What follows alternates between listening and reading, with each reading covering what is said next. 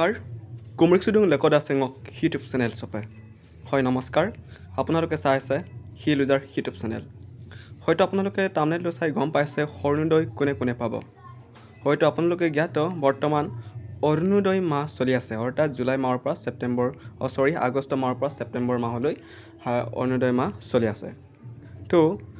সেই বছৰ অসমৰ মুখ্যমন্ত্ৰী ডক্টৰ হিমন্ত বিশ্ব শৰ্মা ছাৰে ক'লেই সেইবাৰ 7 লাখ হিতাধিকাৰী অৰুণোদয় আঁচনিত অন্তৰ্ভুক্ত কৰা হ'ব আৰু সেইখিনিতে মই জনাব বিচাৰিছোঁ যে অৰুণোদয় কোনে কোনে পাব আৰু কোন গৰাকী বা কোন মহিলাসকলে অৰুণোদয় লাভ কৰিব তো তাৰ কাৰণে আজিৰ ভিডিঅ'টো আলোচনা কৰা হৈছে অৰুণোদয় কোনে কোনে পাব আহকচোন তাৰ আগতে ইয়াৰ অৰুণোদয় গাইডলাইন কাৰণ অৰুণোদয় পোৱাৰ যিকোনো এটা গাইডলাইন থাকিব তাৰ ওপৰতে ভিত্তি কৰিয়ে আপোনালোক হয়তো অৰুণোদয় পাব তো ইয়াৰে যদি ফাৰ্ষ্ট যদি চাওঁ ইলিজিবিলিটি ক্ৰিটেৰিয়া মই ক'লোৱেই গাইডলাইন মানে কোন কেইজনে পাব ইয়াত কোৱা হৈছে যে applicant should B permanent resident of Assam যিজনে অৰুণোদয়ৰ কাৰণে এপ্লিকেশ্যন কৰিব বা এপ্লাই কৰিব তেওঁ অৰ্ডাৰ অসমৰ এটা পাৰ্মানেণ্ট ৰেচিডেঞ্চিয়েল হ'ব লাগিব 2 নম্বৰত আছে applicant should be presently residing in Assam আৰু এপ্লাই কৰাজনে প্ৰেচিডেণ্ট মানে বৰ্তমান অসমতে বসবাস কৰি থাকিব লাগিব আৰু 3 নম্বৰ কোৱা হৈছে composite household income of the applicant should be less than Rs 2 lakhs per annum অৰ্থাৎ যিসকলে অৰুণোদয় আঁচনি এপ্লাই কৰিব তেওঁলোকে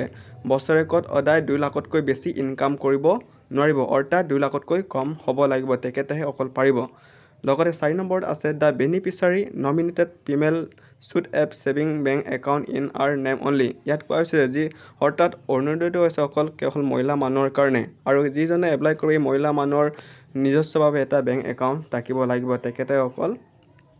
সেইটো অৰুণোদয়টো এপ্লাই কৰিব পাৰে কাৰণ বৰ্তমান দেখিবলৈ পোৱা গৈছে যে যিকেইজনে এটা ছাৰ্ভে কৰিছে তেওঁলোকে এইটো গম পাইছে যে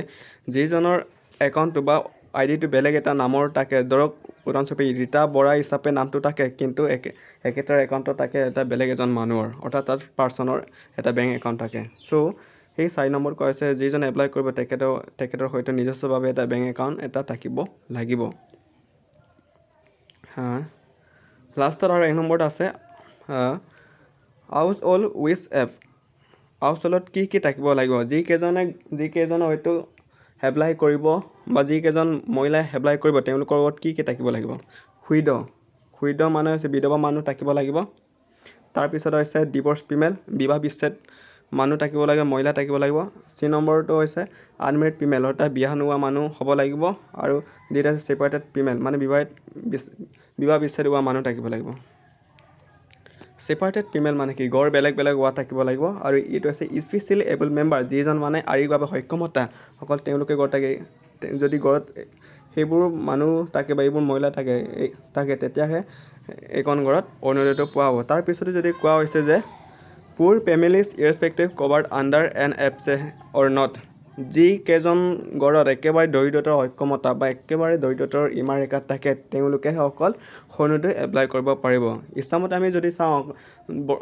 ধৰক কোনোবা এখন গড়ত বোলে অৰুণোদয় এপ্লাই কৰিব বিচাৰে কিন্তু তেওঁলোকৰ ঘৰত এইটো ক্ৰিটেৰিয়াটো নাই চ' ইহঁতে বা এইটো এপ্লাই কৰিব নোৱাৰিব বিচাৰিলেও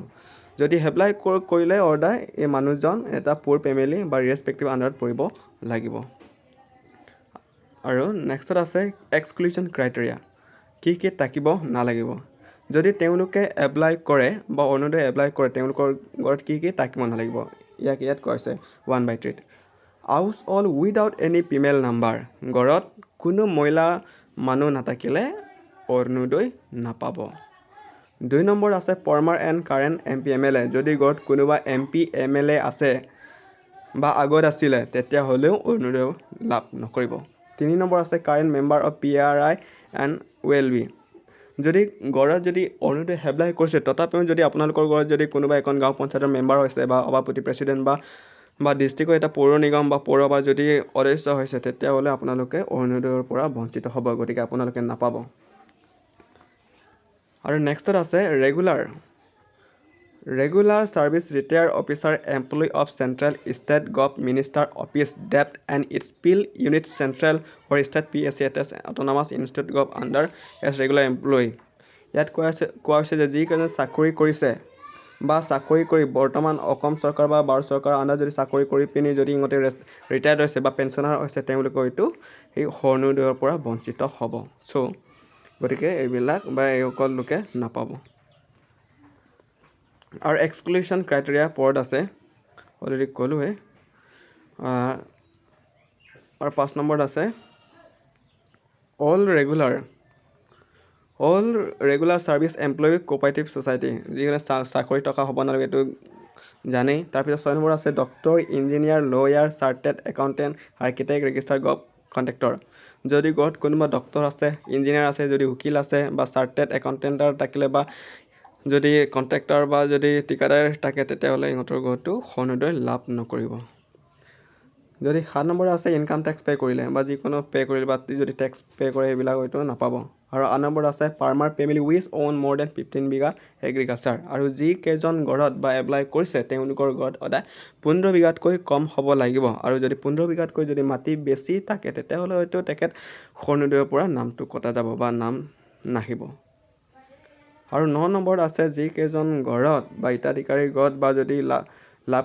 কৰিছে বা এপ্লাই কৰিছে তেতিয়া ইহঁতৰ ঘৰত হয়তো ট্ৰেক্টৰ থাকিব নালাগিব আৰু 4 চকীয়া বাহন থাকিব নালাগিব।